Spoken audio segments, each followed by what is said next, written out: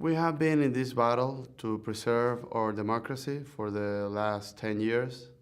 There have been a lot of movements during these years, a lot of youth group, a lot of march, protest.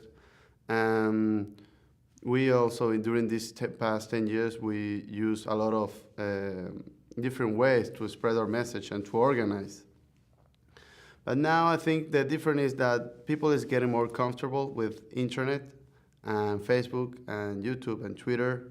And these techniques is helping us to organize better, to spread better our message. And now it's more easy to find people in other parts of my country that think like us. So we have, for example, a fan page in Facebook that have more than 50,000 followers. And with that, we interact with a lot of our fans.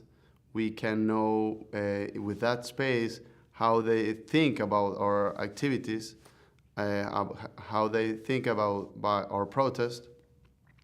And with that, we also can encourage them to do the same, to also practice tolerance and not be so reactive against our difficult situation, but trying to plan how can I help my town, how can I help my country when the government doesn't helping us to have a better life. Internet is a very massive way to contact everybody, Twitter, Facebook, but it's very good to spread a message or to send a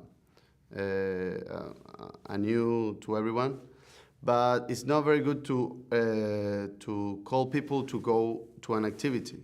If you want to call people to go to an activity in a real way, not virtual, but going to a protest, you also need the regular methods. You need to call them, you have to explain them what is your activities about, because at the end, what is happening with this tool is that some people feel or think that only because they are tweeting what is happening, that's enough. No? So at the end, that's true that with these techniques you can reach more and more people, but the problem is that with some of those people, they really don't go to an activity that you want to promote in a real way, like going on the streets to make a protest, because they think, well, I just will retweet, retweetear. I only gonna spread my message, and they think that that's enough, and that's not true. You know, you have that problem with the cyber dissidents, that they feel like what is happening in the net, the worldwide network, it's enough.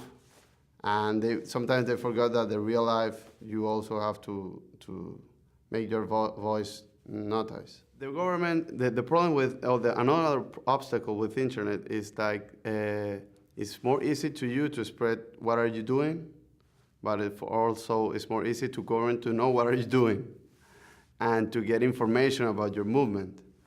And he can know your profile, who you are. After 1,000 of tweets, he can know what you think, which are your fears, which are your friends, which are your networks.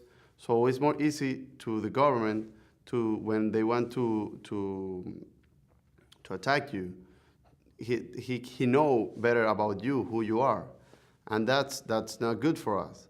Another thing is like, well, this information that we put on the internet, sometimes the government use it to affect our activity. We once put the cell phones numbers of a network of the country. The day before of a national protest, they start to send a message to everyone to say that tomorrow will not be no protest. So, and they also hacked our webpage. So people get confused because you put too much energy on the internet, on your webpage, on their virtual information. So, but that is very vulnerable. Internet at the end is very vulnerable.